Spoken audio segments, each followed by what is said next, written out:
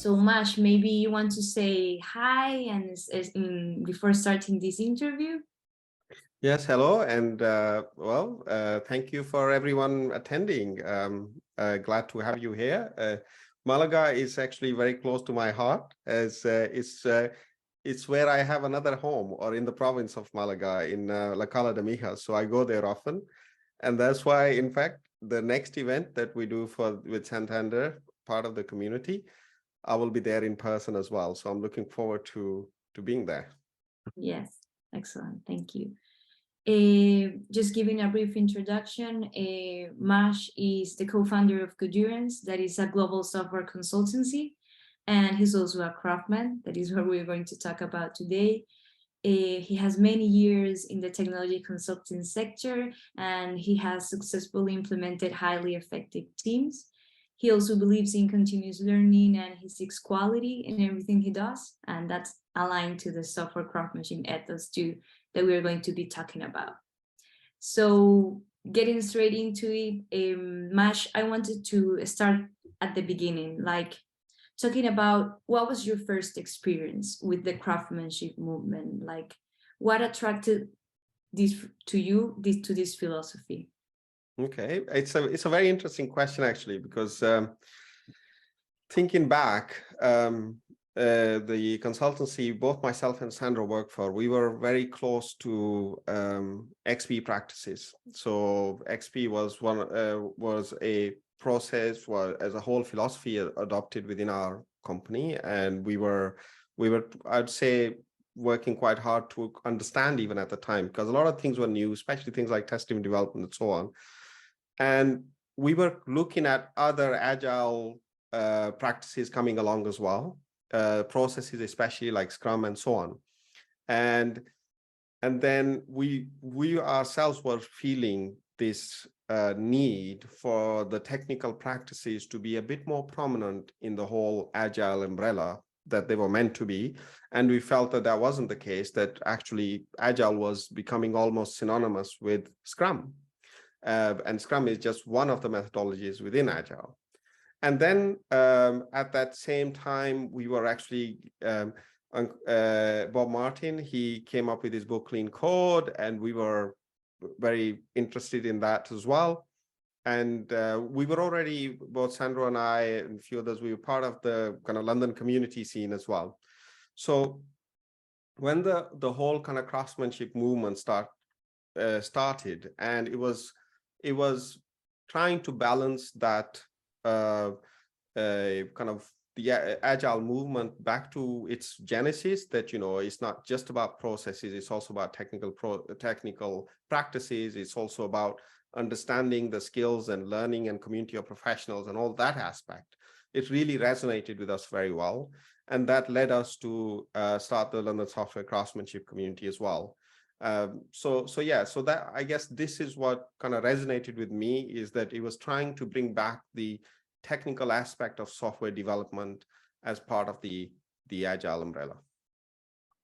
And aligning to this bringing back the technical part, what does its name refer to? Like how does it relate, like the software part, to the traditional crafts?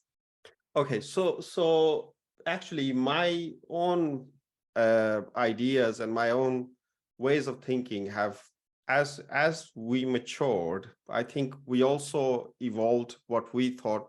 Software craftsmanship to us is a mindset, right? And how it's very personal in terms of how you view that mindset, right? And it evolved quite considerably. Initially, we were actually quite close to the idea that actually software craftsmanship is about crafting code. That was initially our idea, that to kind of be a professional software developer, how do you become a good software developer? You learn from others, you apply good quality practices.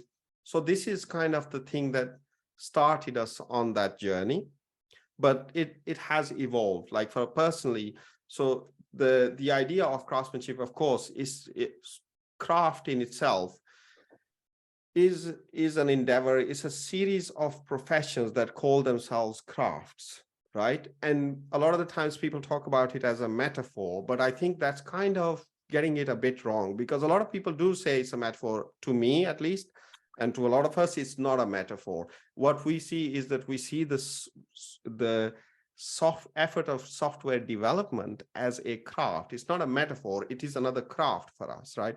And then all aspects of craft come along. Some of them, craft has been around for millennia, right? So we even try to use the craftsmanship as a metaphor as well, which is more like specific crafts as metaphors. So in a lot of crafts in the old days, there was aspects of apprentices and journeymen and kind of mastery and all these kind of things. So we started borrowing some of that terminology, but we then evolved from it as well, I think, right? So eventually to us, actually very quickly to us, it became about communities. It became about raising the bar in the software industry.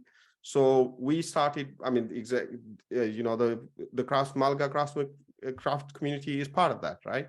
And it's about working together, learning from each other, raising the bar, becoming more and more aware of what quality software means. How do we become effective in building good software?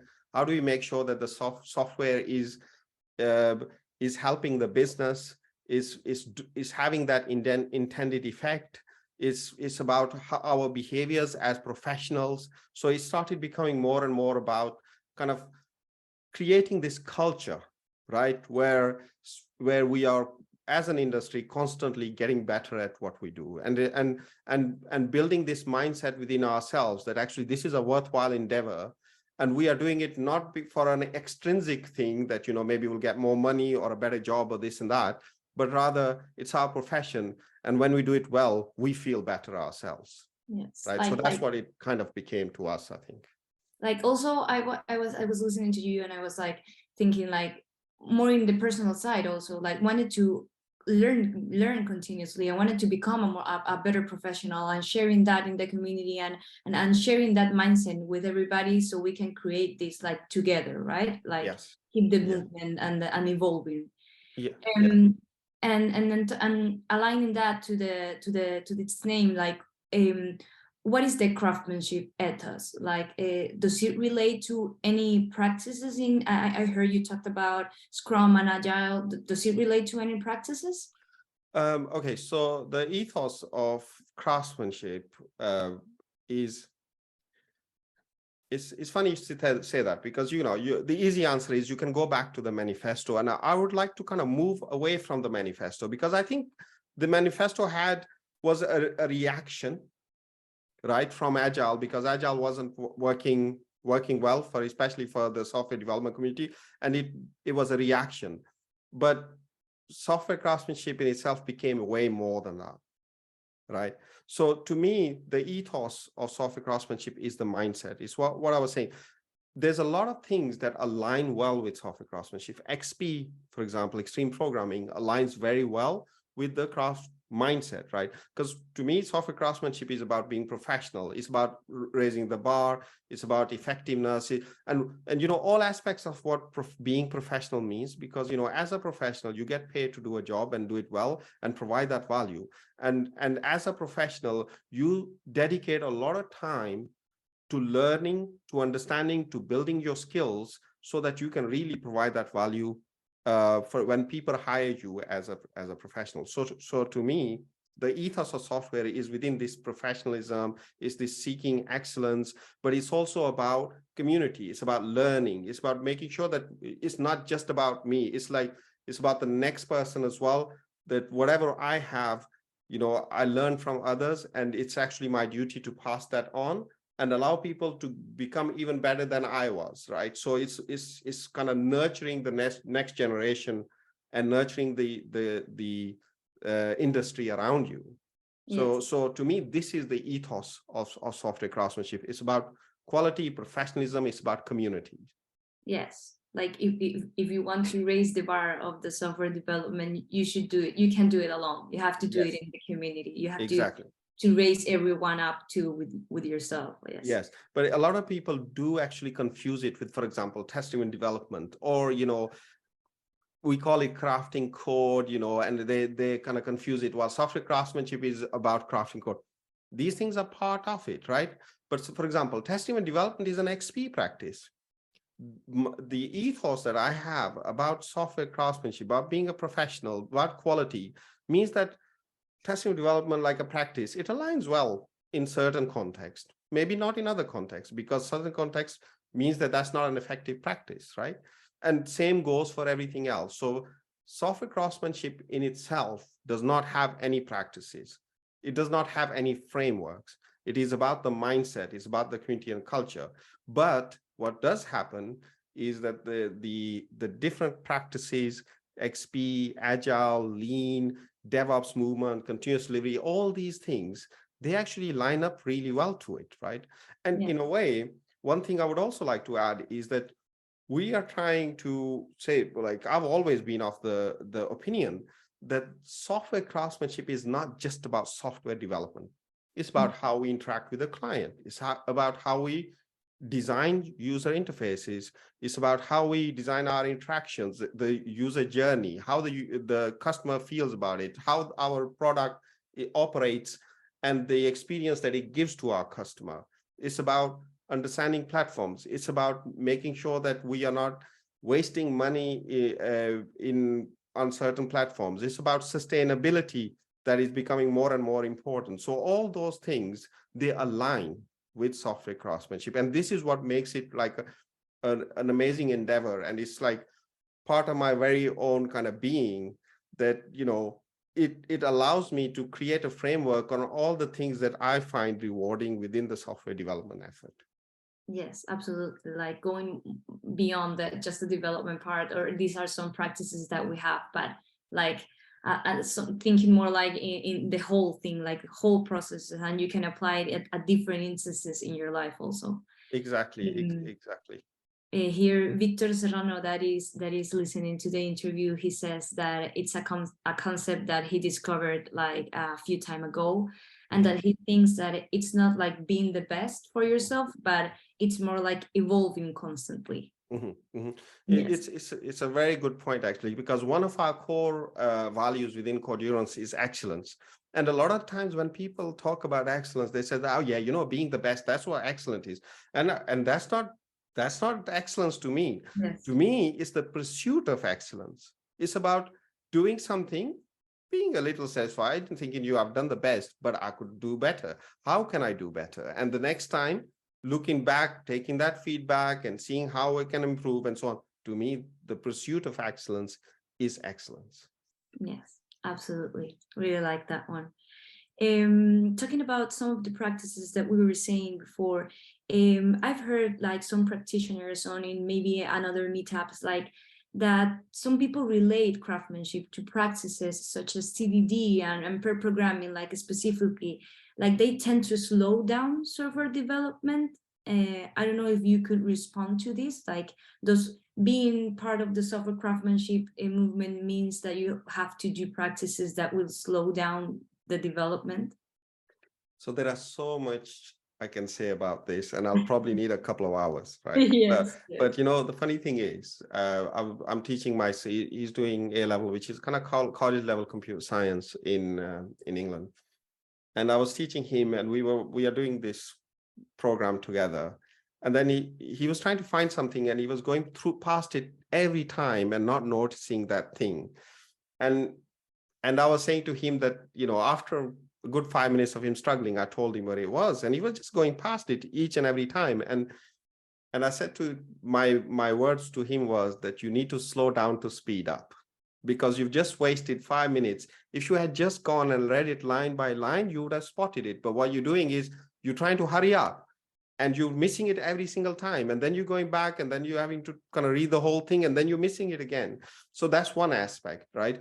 A lot of these practices about quality, although they do take time and they do make you slower, but in the long term, they help you create better software that is easier to change. So it's about like some of these practices are about the long term, the strategic side, not the short-term goals at the expense of the long term.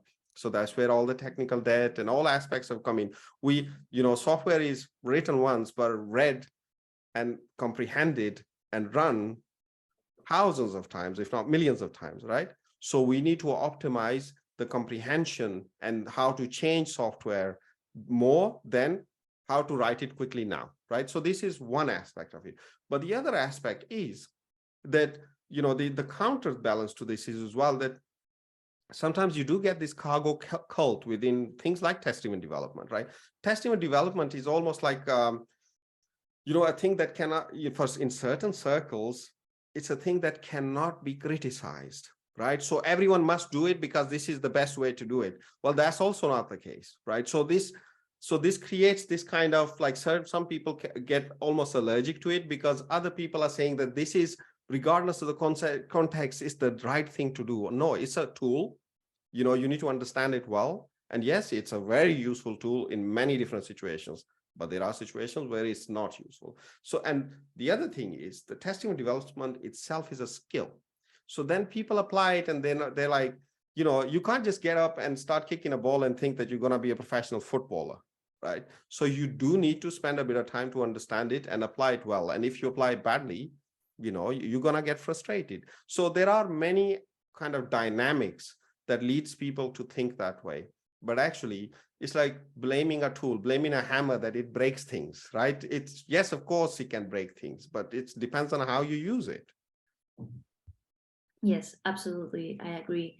And also in this, like stepping a bit, what you're telling at the beginning, like in order to, in the long term, having a better quality and having a better development. Also, do you think that I was thinking like in that line, like following the principles of software craftsmanship as a mindset and also as the practices that are related to it, does it guarantee that our developments will be successful? Like, is there a guarantee, or could maybe, like, if I became a craft person, would that guarantee that I do a better work, for example? My immediate answer is no. There is no guarantees in life.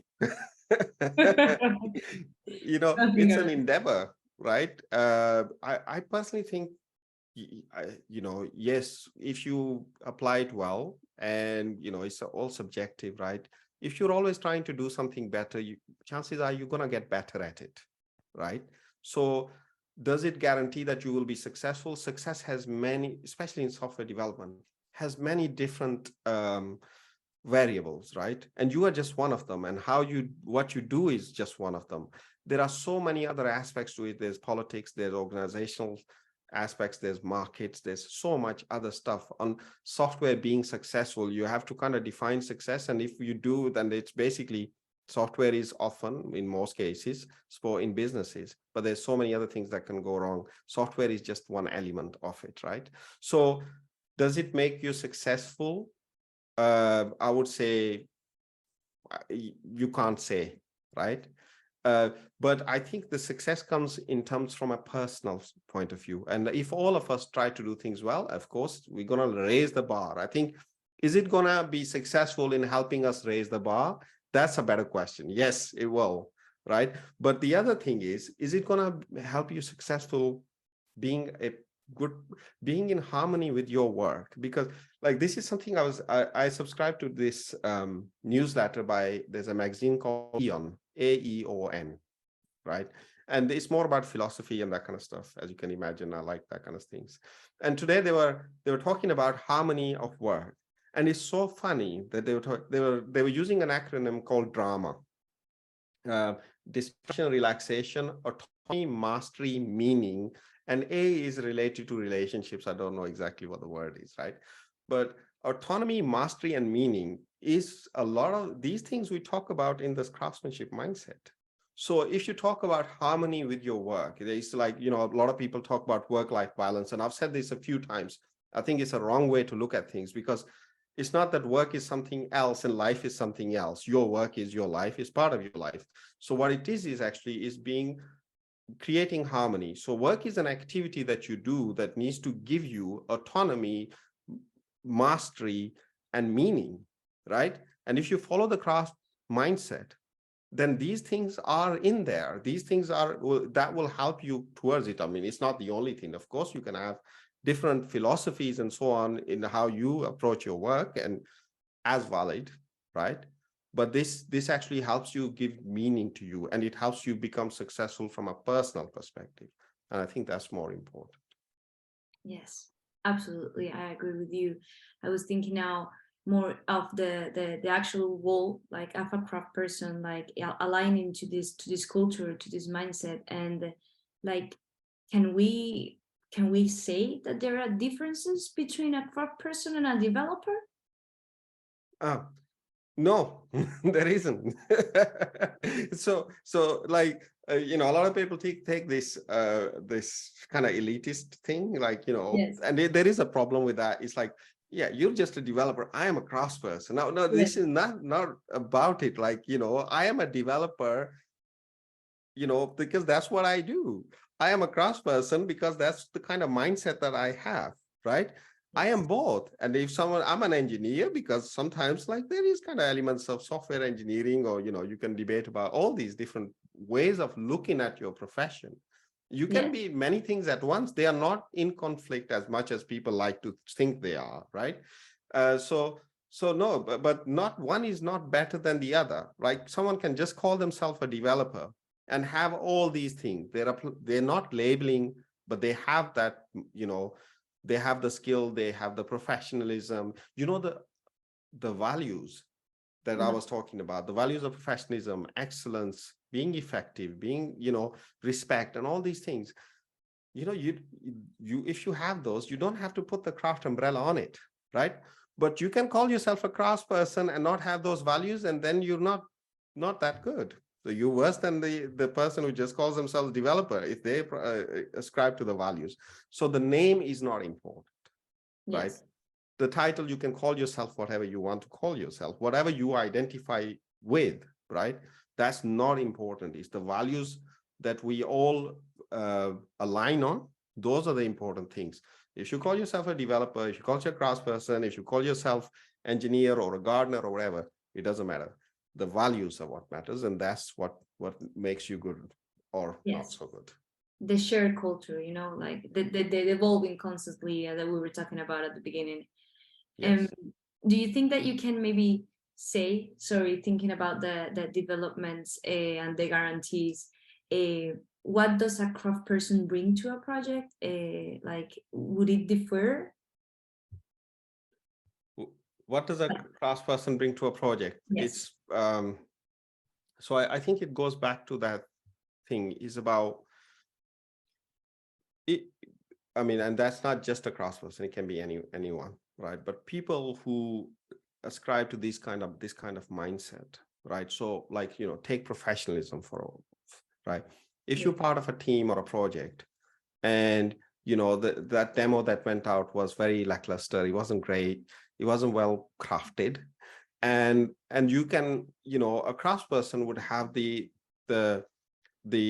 need to say that, this is not good enough. It goes back to excellence, and it goes back to all those things, and say, like, okay, we should do better. This is what we are being paid to do. This is our profession. We should be able to do a much better demonstration to our clients, right?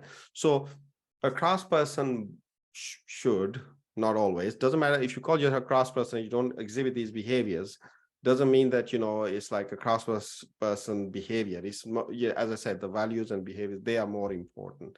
And so whether they call themselves a craftsperson or not, if they are doing this, if they are helping the team get better, if they are looking at things in a more critical way to say, well, okay, where can things get better? How can my team be more effective? How can the work that we are doing can be more impactful for the business? How can our relationships within the team be better? How can our code look better? How can we remove technical debt, be better at making change happen, be more predictable, have better relationship with our sponsors? All those things, this is what a craftsperson should bring. Whether they bring it or not, that's up to That's the what they individual. should. Okay, excellent. And now thinking about, like, maybe the people that are hearing us, or people that will hear the recording afterwards, are there some requirements if I want to become a craft person? Like, what should I do? What is the first step? Like, where should I go? What should I do? So in my view, it's the easiest and most difficult thing to do at once, right? Right. You can call yourself a craftsperson and you are one. Why you are identifying as one, but you need to adopt those values. But not like saying I have these values, I'm a professional. No, that's not the case. You need to show those values through your behaviors, right? That is about learning. That is about this constant pursuit for making yourself better. It's about deliberate practice. It's about not just thinking about the minutia and the code, but thinking about the team, the all the context. Does it mean for you to be professional? It's about understanding your strengths and weaknesses. It's about learning and teaching. It's about helping the team. So all these things are important, and they are the difficult part of being a craftsperson, right? So you can call yourself a craftsperson. That's not a problem. There's no certification. There is no allegiance, and you do not have to sign the craftsmanship manifesto like a lot of people believe. You just have to exhibit those behaviors, and you're a craftsperson.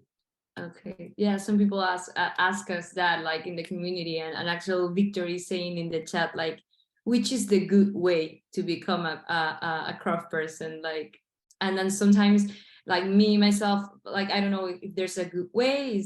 If there's not, like what you're saying, it's just believing in this mindset and being a part of that, right? Yeah. Well, actually, I mean, everyone, you're in a meeting organized by Malaga crafters community. You're already on your way. You hear that, Victor? Okay. And now, just to conclude a bit of the questions that I have prepared, I was thinking about what does the movement need to continue to grow, to keep attracting people to this mindset and being able to raise the bar of software development, like all together. I think the first and foremost, the movement needs thriving communities, right? And this is what we actually, as Codurance, try to do as well. Wherever we go, we try to, and even before Codurance, like we started the London Software Craftsmanship community, but we went everywhere trying to kind of spread that community feeling, spread this community, right? So this is, of course, helps the movement. But the other thing is to actually make it more like going to more towards the future, is to help people understand, and ourselves, that it's not just about the code is a part of it, practices are a part of it, but it's about the holistic view on software development, raising that bar and seeing how we are these professionals within the software development effort. We work within the context of teams. You're not a good craftsperson if all you know is how to code, but as soon as someone asks you to do some business analysis, or maybe look at a kind of a design or something else, or help kind of facilitate the team retrospective, they say, no, that's not, I'm a craftsperson, a developer, I don't know, So like being that team person, understanding that when the team succeeds, that you succeed, right? These are the things that will help us elevate the message that the craft mindset it gives us. And I think it becomes more inclusive. It removes this elitism that is often attributed to it, and makes it more inclusive as a mindset, and can help foster these communities and grow the movement itself. Yes, absolutely. I agree. So thank you, Mash. I just wanted to tell to Carlos that he just went in the meeting, that the meeting was being recorded. If you lost the first questions, it will be shared on our YouTube channel. And just open up the mic for anyone who wants to ask another question, has doubts or comments. You can also leave them in the chat or later on in the video. But thank you very much, Mash, Welcome. for answering these questions. I think I have a more clear view of what the movement means, and also about the practices. I think I was a little bit like limited to the practices, thinking that being a craft person meant like doing this kind of techniques or that ones, and now I think it more as a culture, as a whole. As a mindset, yes, Yes, as a whole, exactly. Practice is aligned, but TDD would align to craftsmanship as much as good user experience techniques or product development principles, and all these things, they all align. They're part of other frameworks, their ideas, and so on. But the beauty of a mindset is that these things they can align with what you're trying to do, and they help you in exhibiting and creating those impacts and showing those behaviors that align with your mindset, basically. Yes, absolutely. So if you want to go to the event in Malaga, please go to the link. Mash is going to be there with the development team in Santander, or Banco Santander in Malaga. And I think it's going to be also a nice meeting to talk about these kind of things and how to become like better craftsmen. That's going to be more about software design my talk, I was told that I must do a technical talk. So that one is going to be about software design, but it's going to be a good one, I promise. Okay. Excellent, Mash. Well, if no one has any questions, Ricardo says that he's going to see you there. So looking forward to it. Thank you, everybody. And thank you, Mash.